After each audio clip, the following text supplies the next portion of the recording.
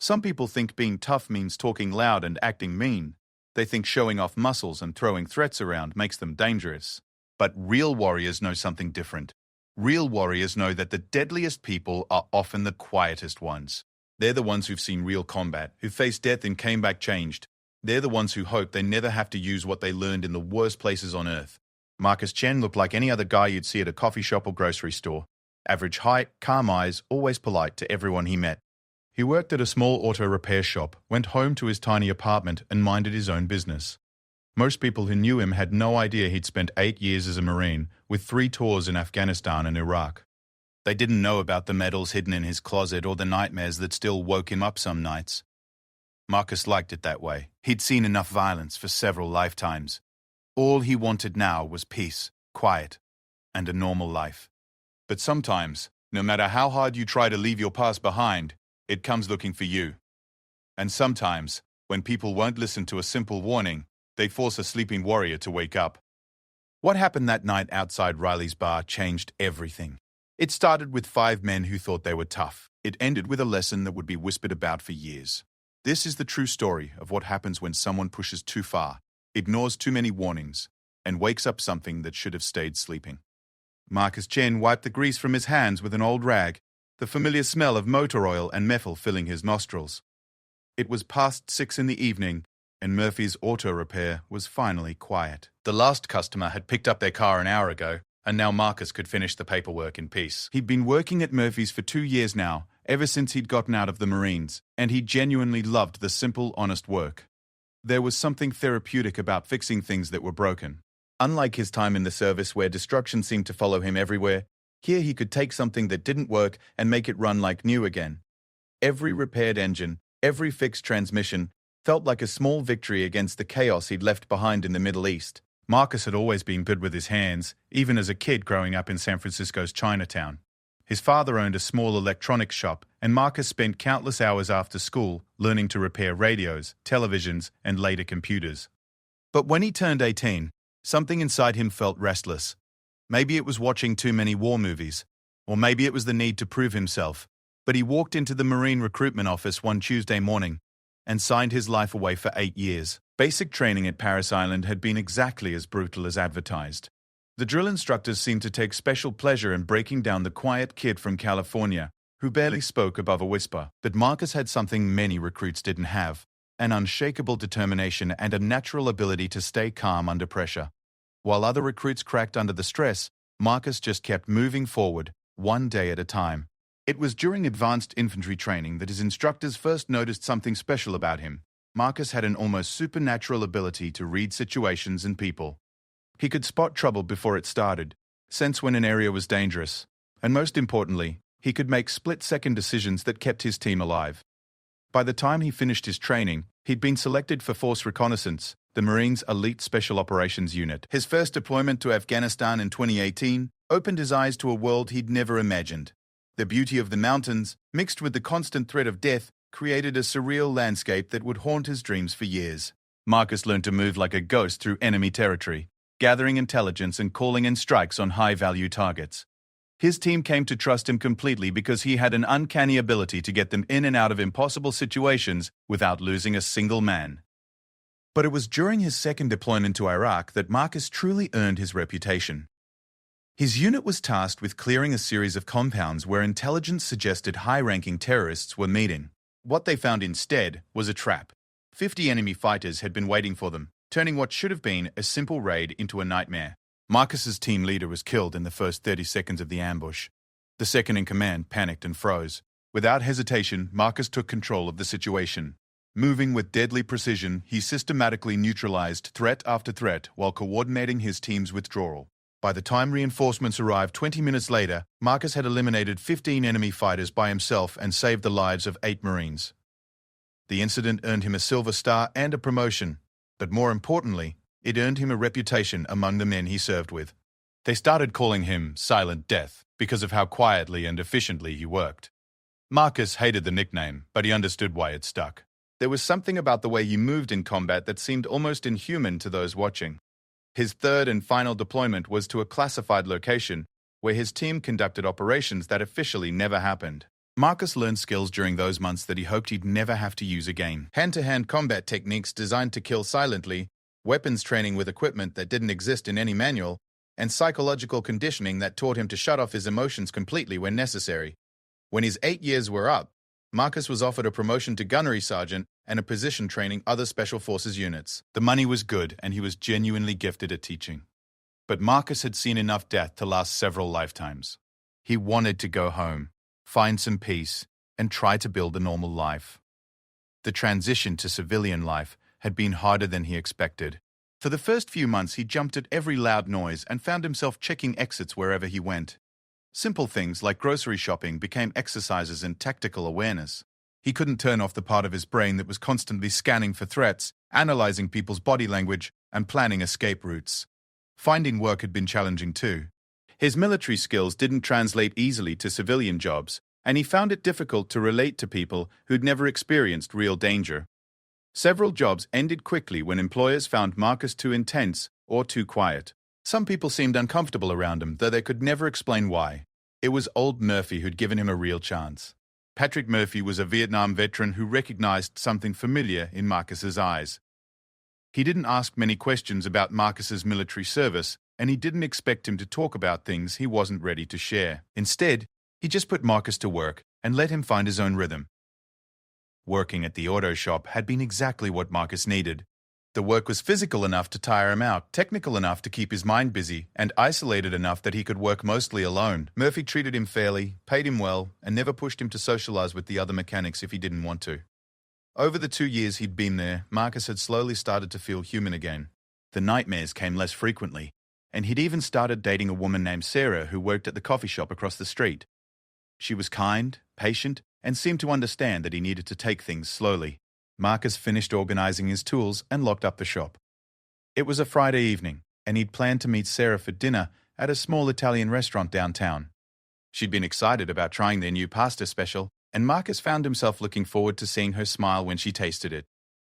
The walk to the restaurant took him through downtown Millfield, a small city about an hour outside of Sacramento. It wasn't the kind of place where much happened, which was exactly why Marcus had chosen to settle there. The streets were tree-lined and quiet, with small businesses and family-owned restaurants creating a sense of community he'd never experienced growing up in the city. Marcus had just turned onto Main Street when he heard the shouting coming from outside Riley's bar. It was a rough place that catered mostly to construction workers and bikers, the kind of establishment where fights were common on weekend nights. Marcus's first instinct was to cross the street and avoid whatever was happening, but something made him pause. Through the crowd that was gathering outside the bar, Marcus could see a young woman backed against a car, clearly frightened.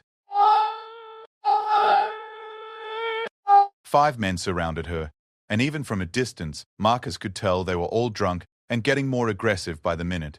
The woman looked to be in her early 20s, probably a college student from the nearby university. Marcus felt his old instincts kicking in. His heart rate slowed, his breathing became controlled, and his mind started automatically assessing the situation. 5 targets, all larger than the woman but moving with the uncoordinated aggression of people who'd had too much to drink. The woman was trapped against the car with no easy escape route. No one in the gathering crowd seemed willing to intervene. For a moment, Marcus hesitated. He'd worked so hard to leave his old life behind, to become just another civilian who minded his own business. Getting involved in situations like this was exactly what he'd been trying to avoid. But as one of the men grabbed the woman's arm and she cried out in fear, Marcus knew he couldn't walk away. He approached the group calmly, his hands visible and his posture non-threatening. "Excuse me," he said in a quiet, steady voice. "I think the lady would like you to leave her alone." The 5 men turned toward him, and Marcus quickly assessed each one. The leader was a big man in his 30s, with arms covered in tattoos and the kind of swagger that suggested he was used to intimidating people. 2 of his friends were smaller but wiry, the type who relied on speed and dirty fighting. The other 2 were just big and drunk, probably followers who went along with whatever their leader decided. "This ain't your business, buddy," the leader said, his words slurred by alcohol. "Why don't you just keep walking before you get hurt?" Marcus kept his voice calm and level. "I'm asking politely, just let her go, and everyone can go home safe tonight." The leader laughed, a harsh sound that echoed off the buildings around them. "You hear this guy? He thinks he's some kind of hero." He looked Marcus up and down, taking in his average build and calm demeanor. "You picked the wrong night to play Superman, friend." Marcus tried one more time. I'm not looking for trouble. I just want to make sure she gets home safely. There's 5 of you and 1 of her. That's not really fair odds. Fair odds. The leader took a step closer to Marcus, trying to use his size to intimidate him. How about this for fair odds? There's 5 of us and 1 of you. Maybe you should think about that before you keep running your mouth. Marcus felt something cold settle in his stomach. These men weren't going to listen to reason, and the longer this went on, the more likely someone was going to get hurt. He looked at the woman, who was watching him with a mixture of hope and terror, then back at the 5 men who were now spreading out to surround him. Listen, Marcus said, his voice taking on a different tone. It was still quiet, but there was something in it now that made the hair on the back of your neck stand up. I've tried to be polite. I've tried to ask nicely. But I need you to understand something important. He paused, looking each man in the eye for just a moment. I'm a Marine. I've done 3 tours in places you've never heard of, and I've been trained to do things that would give you nightmares. I don't want to hurt anyone tonight, but I will if you force me to. The leader's face twisted with contempt. A Marine? You? You look like an accountant, buddy. And even if you were some tough guy, there's still 5 of us and 1 of you. The math doesn't work in your favor. Marcus nodded slowly. You're right about the math. But you're wrong about everything else. His voice dropped to almost a whisper. I'm going to tell you. One more time. Walk away, let her go. Go home to your families. Because if you don't, what happens next is going to change all of our lives. The silence stretched for several seconds. The crowd around them had grown larger, but no one seemed willing to intervene. The woman pressed herself tighter against the car, her eyes wide with fear. The 5 men looked at each other, some uncertainty flickering in their eyes for just a moment. Then, the leader made his decision. You know what? I'm tired of listening to this guy's mouth. He cracked his knuckles and grinned at his friends. Let's teach this fake soldier a lesson about respect. Marcus closed his eyes for just a second, taking one last deep breath of the peaceful life he'd been trying to build. When he opened them again, something fundamental had changed. The Marcus who worked at the auto shop, who went on quiet dates with Sarah, who just wanted to live a normal life, was gone. In his place stood someone these 5 men should have been terrified to meet. The transformation that came over Marcus was subtle but unmistakable to anyone who knew what to look for. His shoulders relaxed slightly, his breathing deepened, and his eyes took on a focused intensity that seemed to cut through the evening air like a blade. The crowd around them sensed the change even if they couldn't understand it, unconsciously taking a step back, as something primal in their brains recognized the presence of an apex predator. The 5 men, however, were too drunk and too confident to notice the warning signs. The leader, who'd introduced himself earlier in the bar as Tank, stepped forward with the kind of aggressive swagger that had probably intimidated dozens of people over the years. Behind him, his 4 friends spread out in what they thought was a tactical formation, clearly planning to surround Marcus and overwhelm him with numbers. Marcus's mind automatically catalogued everything he needed to know about his opponents. Tank was about 6'4" and probably weighed close to 250 pounds, but he carried most of that weight in his gut rather than his muscles. His movements were sluggish from alcohol, and he kept his guard low, relying on his size rather than any real fighting skill. To Tank's left stood a wiry man with prison tattoos covering his forearms. Marcus recognized the ink immediately. White supremacist symbols mixed with gang markings that told the story of someone who'd learned to fight dirty in confined spaces. This one would be quick and unpredictable, the type to pull a knife, or go for the eyes without warning. The other 3 were followers. Big men who'd probably been high school football players once upon a time, but had let themselves go soft over the years. They moved with the confidence of people who'd won fights through intimidation and numbers rather than skill, and Marcus could see they were already mentally celebrating what they assumed would be an easy victory. Last chance, Marine, Tank said, putting extra contempt into the last word.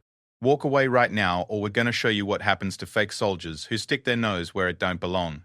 Marcus looked past Tank to the young woman still pressed against the car. She couldn't have been more than 22, with the kind of fresh-faced innocence that reminded him of his sister back in California. Her eyes met his for just a moment, and he saw the gratitude and hope mixed with terror. That look decided everything. I warned you, Marcus said quietly, his voice carrying easily through the suddenly silent crowd. Remember that. Tank laughed and swung a massive haymaker aimed at Marcus's head. It was the kind of punch that would have knocked out most people, powered by 250 pounds of mass and fueled by alcohol-induced rage. But Marcus had faced insurgents armed with AK-47s in the mountains of Afghanistan. A drunk biker throwing wild punches might as well have been moving in slow motion. Marcus slipped the punch with a minimal movement of his head, the fist passing so close that Tank's knuckles brushed his hair. Before Tank could recover his balance, Marcus stepped inside his guard and drove his elbow upward into Tank's solar plexus with surgical precision. The impact drove every bit of air from Tank's lungs and sent shockwaves through his nervous system. His eyes went wide with surprise and sudden, overwhelming pain. For a moment he stood frozen, his body trying to process what had just happened to it. Then his legs buckled, and he dropped to his knees, gasping like a fish out of water. The entire exchange had taken less than 3 seconds. The 4 remaining attackers stared in shock as their leader collapsed. Marcus could see the doubt creeping into their eyes, the first real understanding that maybe they'd misjudged the situation. For a moment, he thought they might back down, might choose the smart option and walk away while they still could. Instead, the wiry man with the prison tattoos snarled and reached behind his back. "You sucker punched him, you piece of garbage." The knife that appeared in his hand was a switchblade, probably illegal in California, and definitely the kind of weapon that had seen blood before. Marcus felt the familiar cold calm settle over him completely now. These men had moved beyond simple assault into deadly force territory, which changed all the rules of engagement. The part of his mind that had been hoping for a peaceful resolution shut down completely, replaced by the tactical computer that had kept him alive through 3 combat deployments. The man with the knife lunged forward, the blade aimed at Marcus's ribs in a practiced move that would have opened up most people like a can opener. But Marcus had trained against knife attacks with some of the best close-quarters combat instructors in the world. Men who'd learned their skills in prison yards and back alleys before bringing them to the military. He caught the attacker's wrist in both hands, using his momentum against him in a move that looked almost like a dance step. A sharp twist, a pivot of his hips, and suddenly the man with the knife was airborne. Marcus guided his flight directly into the side of a parked pickup truck with a metallic crash that echoed through the street. The attacker hit the truck door hard enough to leave a dent, then slumped to the ground, unconscious. The knife clattered away across the asphalt, spinning until it came to rest near a storm drain. The 3 remaining men looked back and forth between their unconscious friend and Tank, who was still on his knees trying to remember how breathing worked. The confidence was draining out of them like air from a punctured tire, but they were too committed now to back down without looking like complete cowards. "Get him!" one of them shouted, more out of panic than any real tactical thinking. All 3 rushed Marcus at once, hoping that pure numbers would overwhelm his obvious skill advantage. Marcus had faced worse odds than 3-1 many times before, usually against opponents who were sober, trained, and armed with automatic weapons. 3 drunk construction workers were barely worth breaking a sweat over. The first one reached him a half step ahead of the other 2. Marcus dropped low and swept the man's legs out from under him, sending him crashing to the pavement hard enough to scrape skin from his palms and chin. Before he hit the ground completely, Marcus was already moving toward the second attacker. This one at least tried to throw a proper punch, keeping his guard up and aiming for Marcus's body, rather than swinging wildly at his head.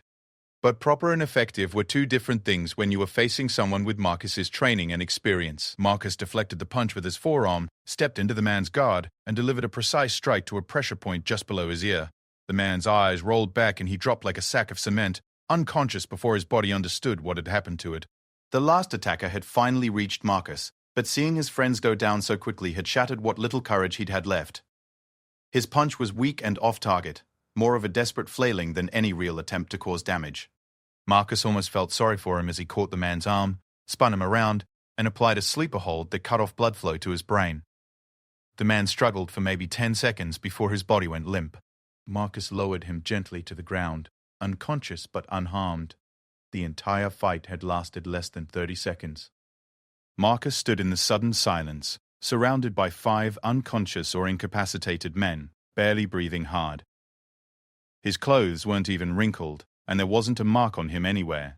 To the crowd that had gathered to watch what they'd expected to be a brutal beatdown of an outnumbered Good Samaritan, what they'd just witnessed seemed impossible. Tank was still conscious but remained on his knees, clutching his chest and staring at Marcus with a mixture of pain and disbelief. What are you?" he gasped between labored breaths. Marcus looked down at him with something that might have been pity. "I told you. I'm a Marine. I tried to warn you."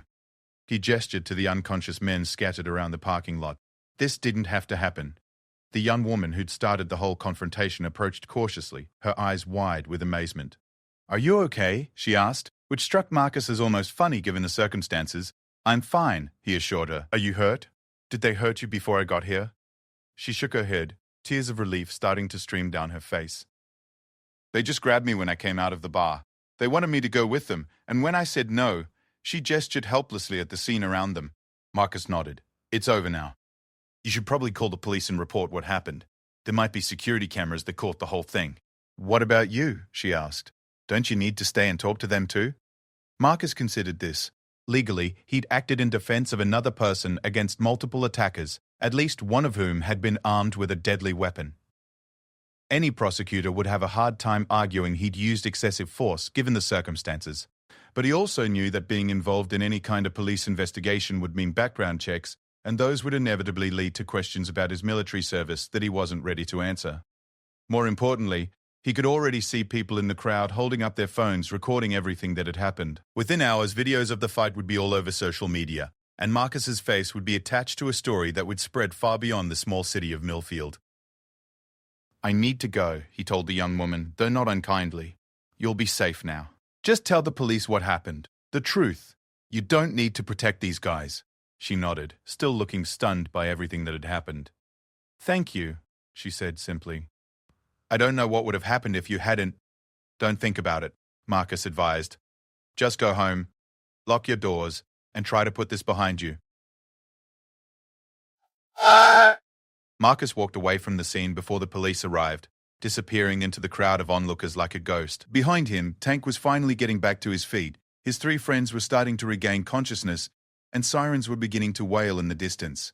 He'd made it 3 blocks before his phone rang. Sarah's name appeared on the screen, and Marcus realized with a sick feeling in his stomach that he was supposed to have met her for dinner 20 minutes ago. "Marcus? Where are you?" "I'm at the restaurant, and they said our table is ready." Marcus stopped walking and closed his eyes.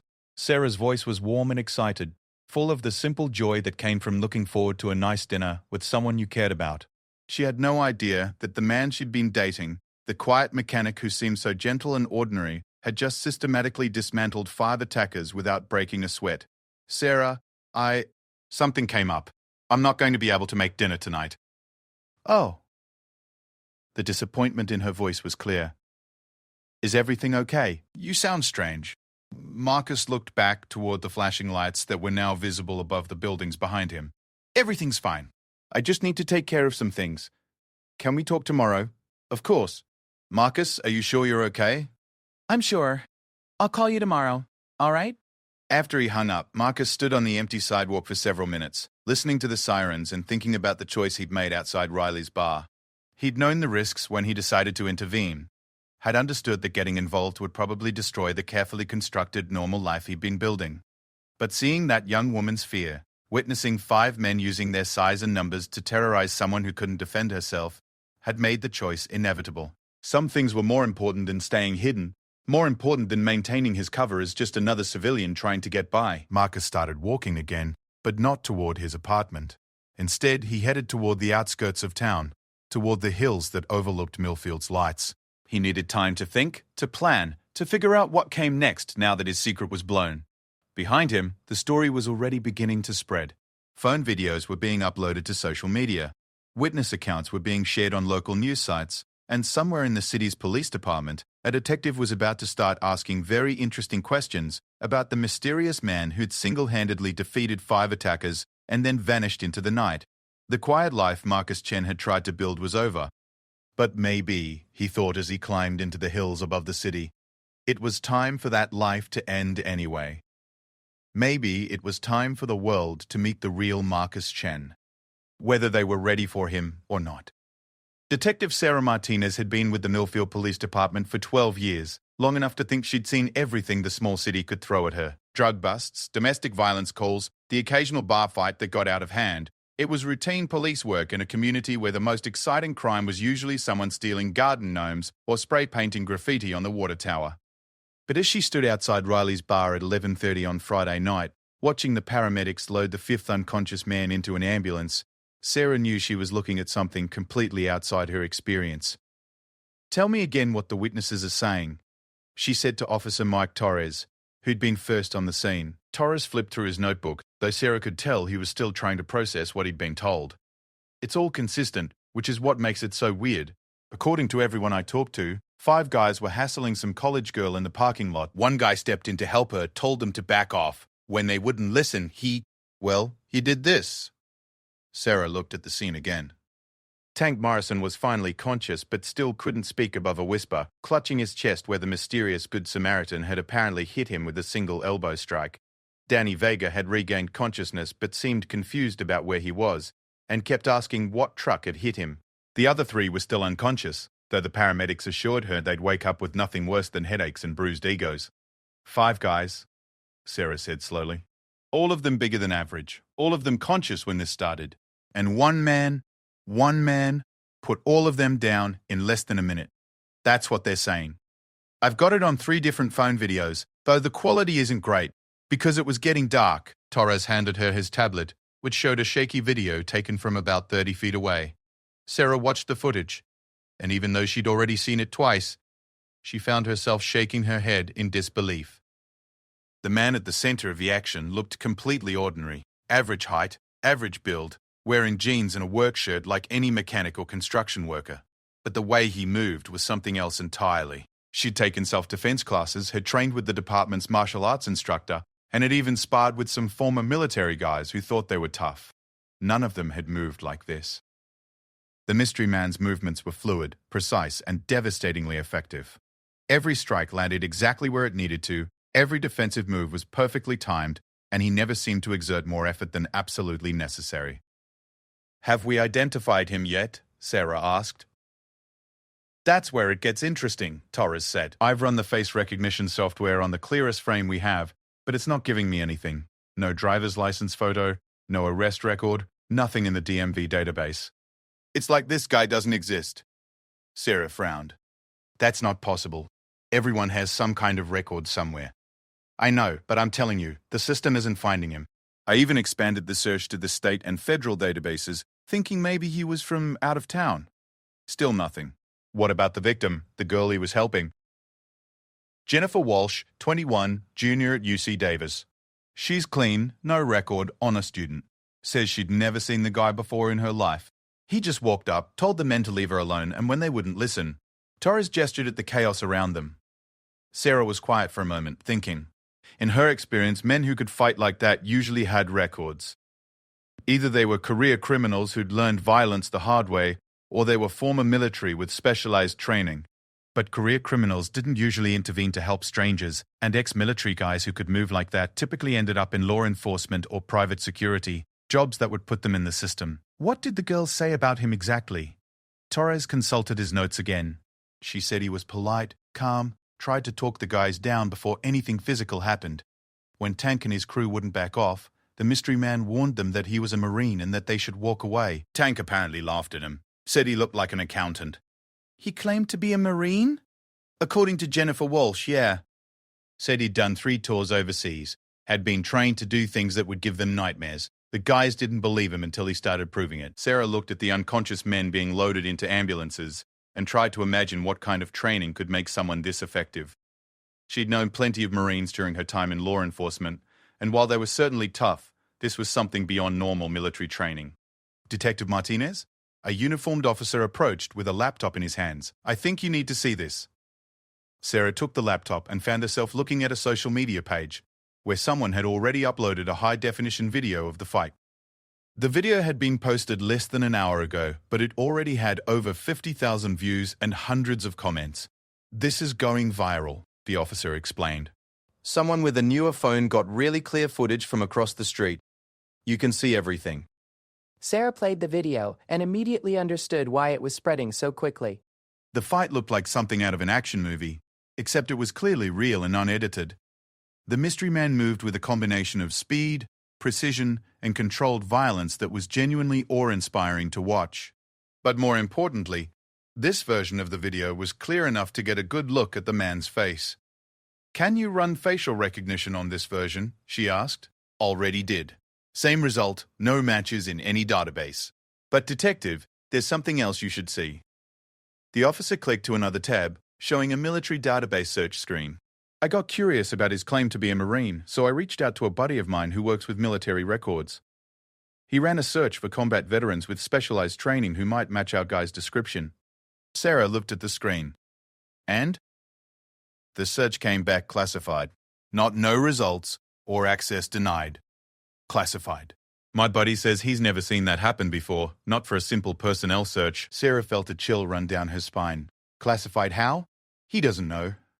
But he says it's the kind of response you get when you're asking about people whose records are protected at a very high level. Special operations, intelligence services, that kind of thing. Sarah stared at the frozen image of the mystery man on the laptop screen. She was looking at someone who had just demonstrated military-level combat skills, claimed to be a Marine, and whose very existence seemed to be some kind of government secret. Man? Torres approached again, looking uncomfortable. We've got another problem. Tank Morrison wants to press charges for assault. Sarah almost laughed. He wants to press charges? Against the guy who stopped him from assaulting a woman.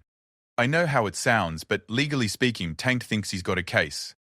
He's claiming the guy used excessive force, that he and his friends weren't really threatening the girl, just trying to talk to her. His lawyer is apparently already on the way down here. Sarah looked back at Tank Morrison, who was now sitting up on a stretcher and talking animatedly to a sleazy-looking man in an expensive suit. She recognized the lawyer David Krantz, who specialized in turning criminals into victims whenever possible. What does the girl say? Jennifer Walsh is sticking to her story. Says Tank and his friends cornered her, grabbed her, wouldn't let her leave when she asked them to. She was genuinely scared they were going to force her into their car. Any other witnesses back up her version? About a dozen people saw the whole thing from the beginning. They all confirmed that Morrison and his crew were the aggressors, that the mystery man tried to defuse the situation peacefully, and that he only got physical when they wouldn't back down. Sarah nodded. Then Tank can file whatever charges he wants. Any prosecutor worth their law degree will laugh him out of the office. She paused, thinking. But that's not really the problem, is it? Torres shook his head. The real problem is that we've got video of someone demonstrating what looks like special forces training going viral on the internet, and we have no idea who he is or why he was here. Sarah understood the implications. In a post-9/11 world, unidentified individuals with advanced military training were taken very seriously by federal law enforcement. If the video continued to spread, it wouldn't be long before someone in Washington started asking questions. Have you reached out to the FBI yet? She asked. Not yet, but I figure we're going to have to eventually, especially if we can't identify him through normal channels. Sarah made a decision. Let's hold off on that for now. Give me 24 hours to see if I can track this guy down locally before we escalate it to the feds. It wasn't entirely professional reasoning that motivated her choice. Sarah had spent enough time in law enforcement to develop a healthy skepticism about federal intervention in local cases. Too often, the FBI took over investigations, classified everything, and left local cops completely in the dark about what had really happened. But more than that, something about the mystery man's actions suggested he was one of the good guys. He'd intervened to help a stranger, tried to resolve the situation peacefully, and only used violence when left with no other choice. Even then, he'd been precise and controlled, using exactly as much force as necessary, and no more. Sarah wanted to find him, but she wanted to talk to him herself before anyone else got involved. What's our next move? Torres asked. Start canvassing the area. Someone around here knows who this guy is. Check with local businesses, apartment complexes, anywhere someone with his description might work or live. Also, get me a list of every veterans organization, gun shop, and martial arts studio in a 50-mile radius. Someone with his skills didn't develop them in a vacuum. You think he's local? Sarah looked back at the video on the laptop screen. I think someone with his abilities and his willingness to help strangers has probably done something like this before. And if he has, someone will remember him. She was wrong about one thing, though. Marcus Chen hadn't done anything like this before, at least not as a civilian. Throughout his military career, he'd been the ghost who eliminated threats before anyone knew he was there. The idea of intervening publicly, of exposing himself like he had tonight, went against every instinct his training had drilled into him. But as he sat on a hilltop overlooking the city lights, watching helicopters circle the area around Riley's bar, Marcus knew he'd made the right choice. Jennifer Walsh was safe. Tank Morrison and his friends had learned a lesson they desperately needed to learn, and the world was a slightly better place than it had been an hour earlier. The cost of his intervention was still unclear, but Marcus was beginning to think it might be worth paying. For 2 years, he'd been trying to hide from who he really was, pretending to be someone ordinary and unremarkable. But tonight had reminded him of something important. Some people were born to be ordinary, and some people were born to stand between the wolves and the sheep. Marcus Chen had spent 8 years learning to be very, very good at standing between wolves and sheep. Maybe it was time to stop apologizing for that. His phone buzzed with a text message from Sarah. "I saw the news about some kind of fight downtown. Are you sure you're okay? Call me when you get this." Marcus stared at the message for a long time before typing back. "I'm fine. I'll explain everything tomorrow. I promise." It wasn't entirely true. Marcus wasn't fine, and he wasn't sure he could explain everything without destroying the best relationship he'd ever had. But tomorrow would come whether he was ready for it or not, and when it did, he'd have to decide whether to keep running from his past or finally embrace who he really was. Down in the city, Detective Sarah Martinez was about to begin the most important investigation of her career. She had no idea she was hunting for a man who didn't want to be found, but who was rapidly running out of places to hide. Marcus didn't sleep that Friday night. Instead, he sat in his small apartment, staring out the window at the streetlights and thinking about everything that had changed in the span of 30 seconds. On the coffee table in front of him lay his military discharge papers, his service medals, and a single photograph that he'd kept hidden in a shoebox for 2 years. The photograph showed him with his force reconnaissance team after their final mission in Iraq. 8 men in full combat gear, their faces streaked with camouflage paint and dust, standing in front of a helicopter that would take them home for the last time. Marcus was in the center of the group, looking younger than his years but with eyes that had already seen too much. 3 of the men in that photograph were dead now. 2 had died in combat during that final deployment, and 1 had taken his own life 6 months after returning home. Marcus often wondered if survivor's guilt was part of what drove him to seek such complete anonymity in civilian life. By Saturday morning, the video from Riley's bar had been viewed over 1 million times across various social media platforms. Marcus discovered this when he finally turned on his laptop and found 17 missed calls, 43 text messages, and hundreds of notifications from social media sites he'd forgotten he'd ever joined. Most of the messages were from people who'd somehow connected his face in the video to old social media profiles from before his military service. High school classmates, distant relatives, and old friends from his father's electronics shop in San Francisco. All of them wanting to know if the mysterious man in the viral video was really Marcus Chen. But it was the text message from Murphy that worried him most. "Marcus, you need to come in today. We need to talk. It's important." Marcus showered, dressed in his usual work clothes, and drove to Murphy's auto repair with a growing sense that this conversation would be the end of yet another chapter in his carefully constructed civilian life. He found Murphy in the office, sitting behind a desk covered with paperwork and looking older than his 68 years. Patrick Murphy was a Vietnam veteran who'd built his auto shop from nothing. A man who understood both the pride and the burden that came with military service. He looked up when Marcus entered, and the expression on his weathered face was impossible to read. "Close the door and sit down, son." Marcus did as he was told, settling into the worn office chair across from Murphy's desk. The 2 men looked at each other for a long moment before Murphy spoke. "I've known since the day I hired you that you weren't telling me the whole truth about your military service," Murphy said quietly. "The way you move, the way you watch everything around you, the fact that you never talk about what you did overseas, none of that fits with being a regular infantry marine." Marcus started to respond, but Murphy held up a hand. "I didn't push because I figured if you wanted me to know, you'd tell me. Every veteran has the right to keep his own counsel about what he's seen and done. But this morning I watched a video of you taking apart 5 men like they were made of paper, and I need to know who I've really been employing for the past 2 years." Marcus met Murphy's eyes. "You want the truth? I want the truth. I was force reconnaissance for 6 years. Before that, regular infantry for 2 years. 3 combat deployments, 47 confirmed kills, Silver Star, Bronze Star, with V device, Purple Heart, and a bunch of other medals I try not to think about."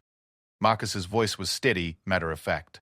"I was trained to kill people quietly and efficiently, to gather intelligence behind enemy lines, and to complete missions that officially never happened." Murphy nodded slowly. "That explains the fighting. What it doesn't explain is why you're working as a mechanic in a small town instead of teaching other Marines how to do what you do." "Because I was tired of killing people," Marcus said simply. "I was good at it, really good at it, and that scared me. When my enlistment was up, all I wanted was to find somewhere quiet and try to remember what it felt like to be normal. And how's that working out for you? Marcus almost smiled. Not great, apparently. Murphy was quiet for several minutes, staring out the window at the morning traffic. The police have been by twice this morning, he said eventually. Detective named Martinez. She's asking about employees who might match the description of the man in the video. What did you tell her? Nothing yet. But Marcus, they're going to figure out it was you eventually. If not from the video, then from the background check they'll run once they start getting serious about the investigation.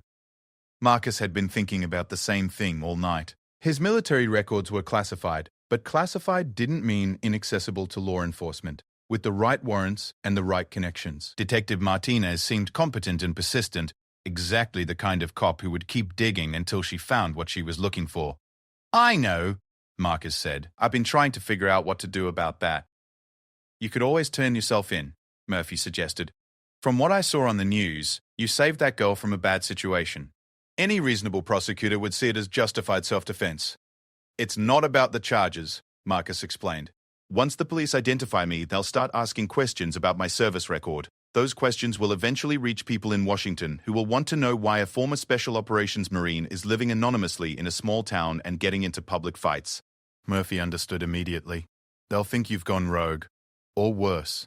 These days, anyone with my training who tries to stay off the grid gets labeled as a potential domestic terrorist. I could end up spending the next 5 years proving I'm not planning to blow something up.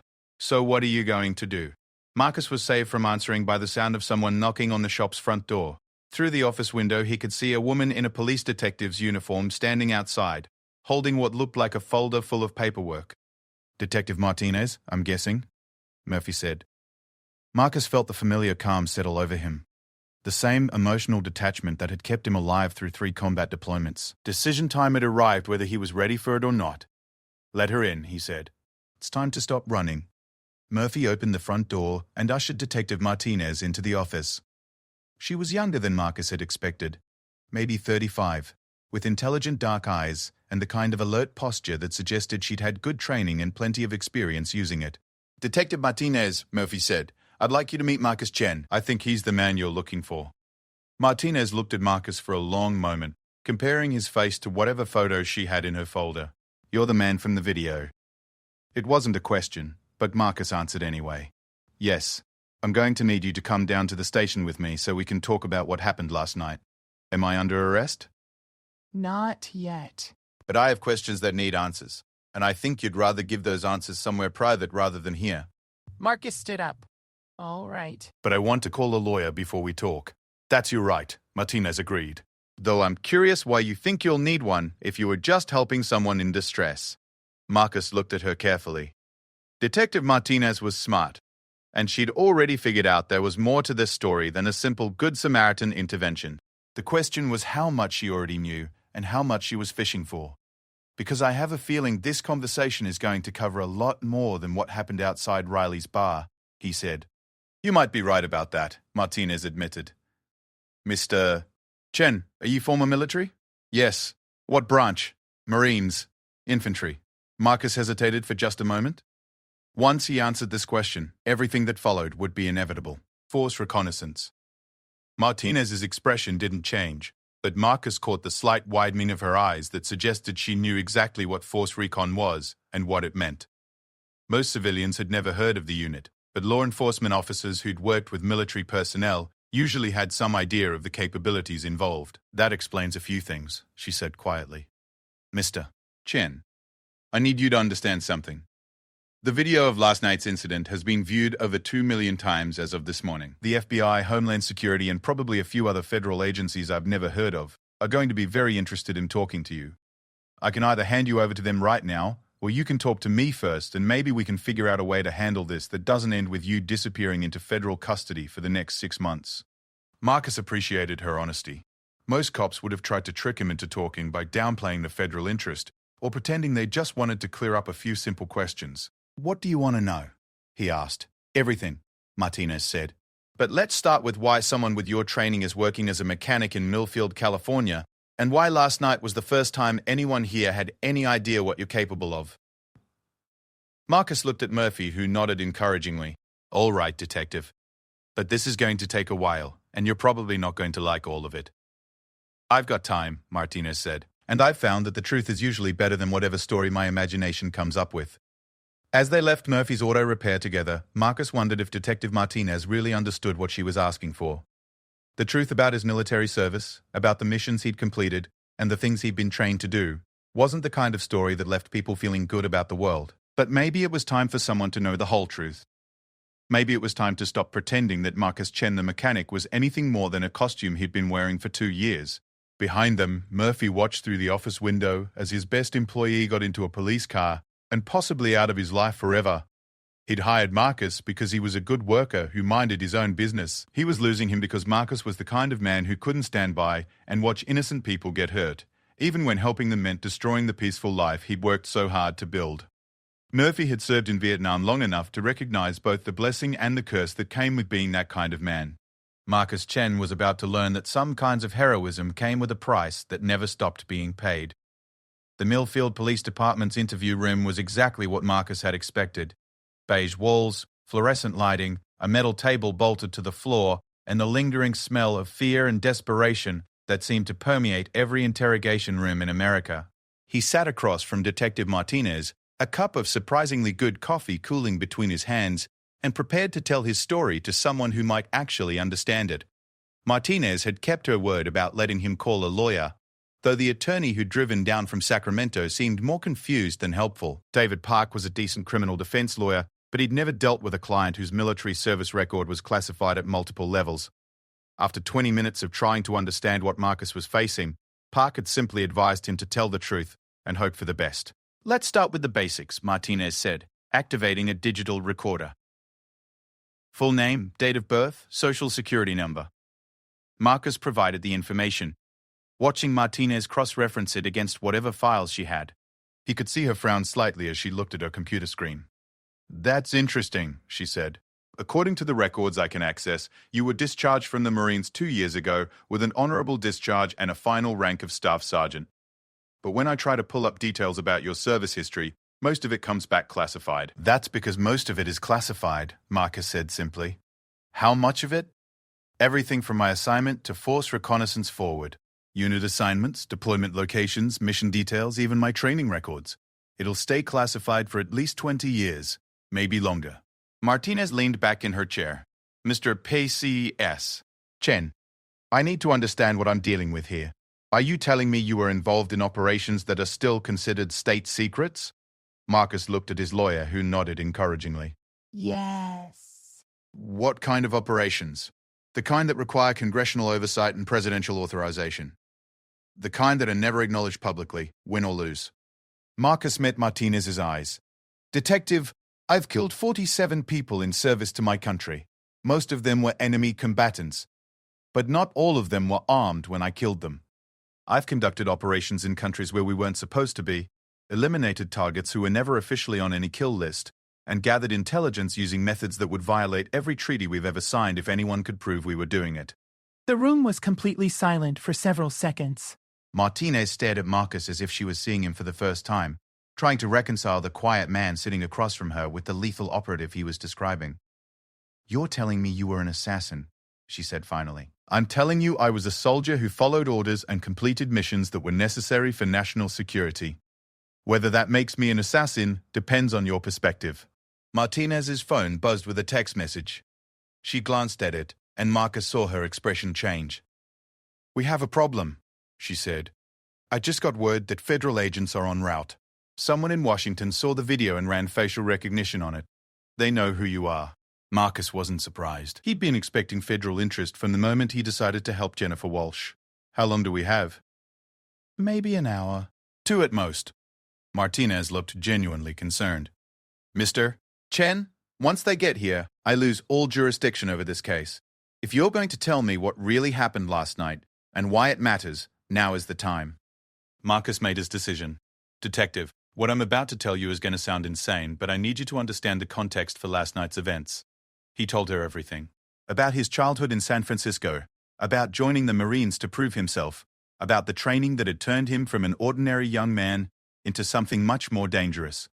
He described the missions in Afghanistan and Iraq, the targets he'd eliminated, the intelligence he'd gathered, and the gradual realization that he was very good at killing people. More importantly, he told her about the nightmares, the hypervigilance, the constant struggle to feel human after years of being a weapon in someone else's hands.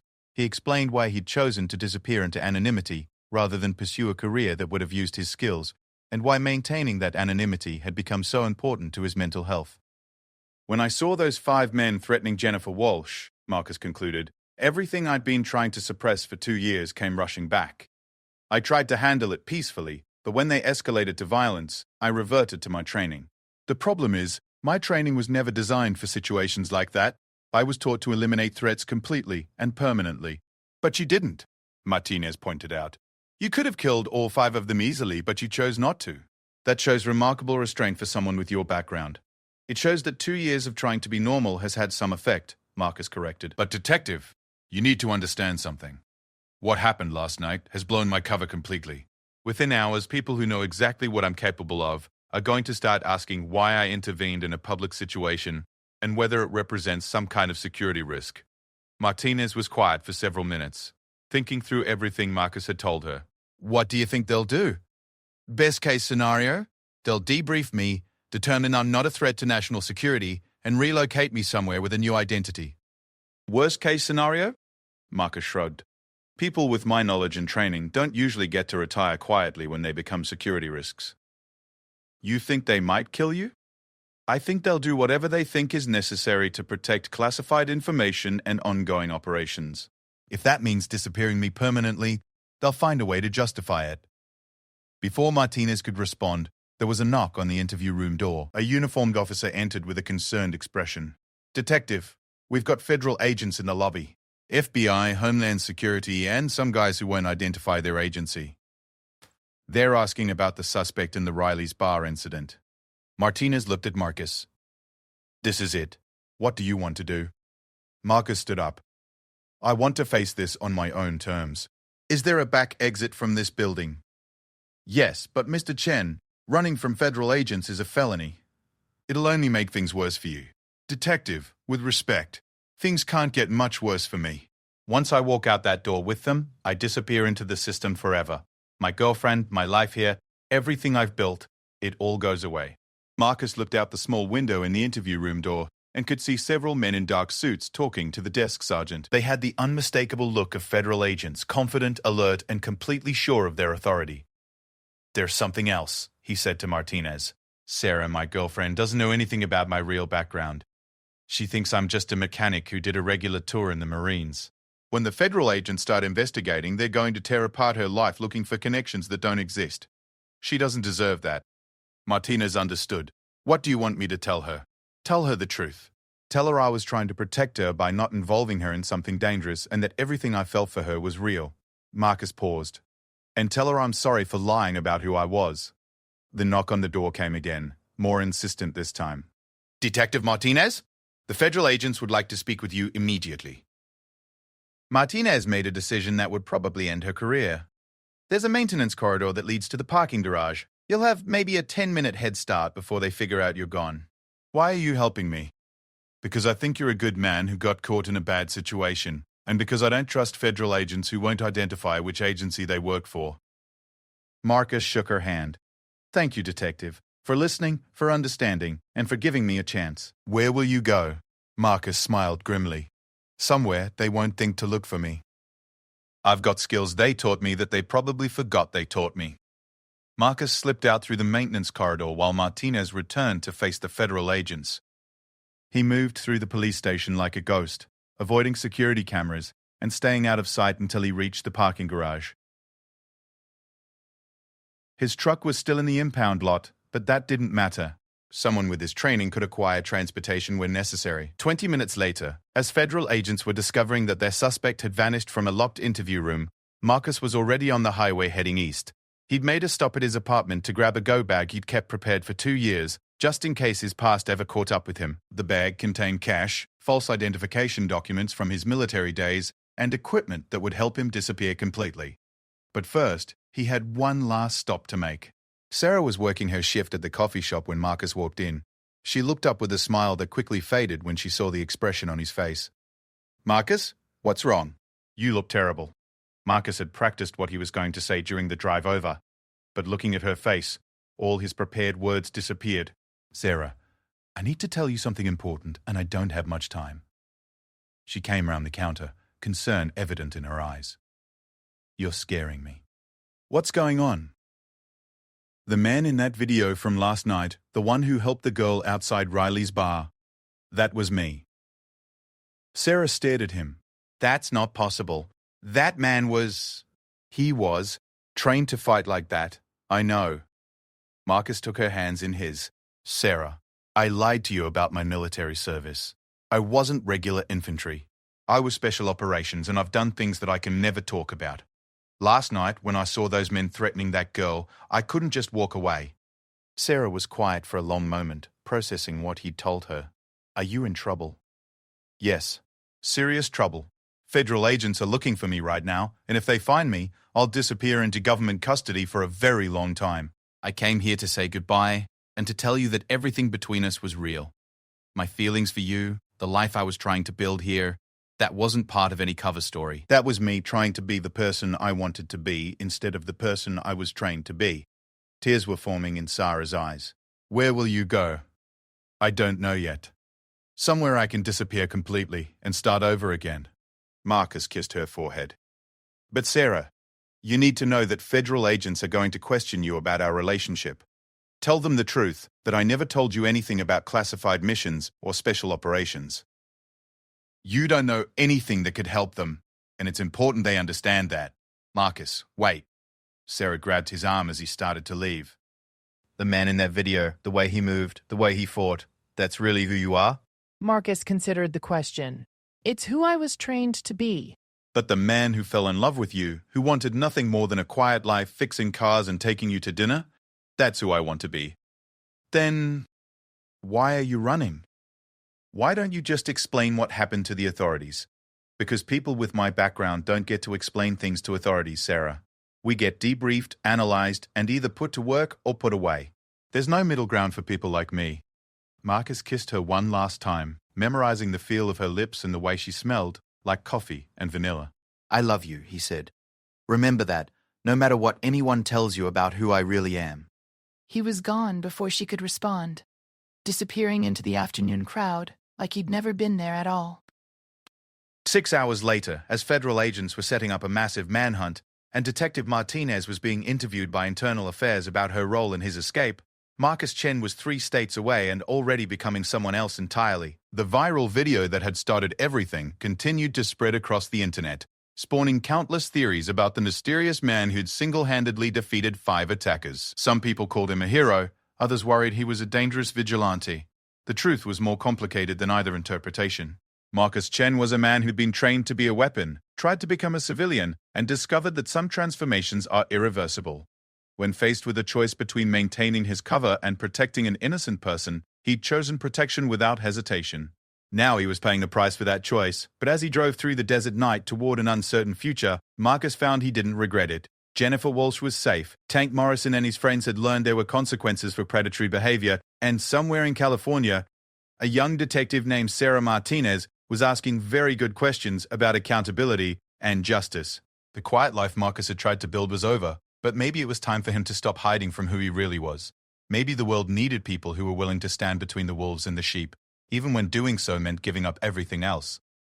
Marcus Chen had spent 2 years trying to forget he was a warrior. The events outside Riley's bar had reminded him that some things are impossible to forget, and some responsibilities are impossible to abandon. He drove on through the night, no longer running from his past, but finally moving toward a future where he could be both the weapon he'd been trained to be and the protector he'd chosen to become.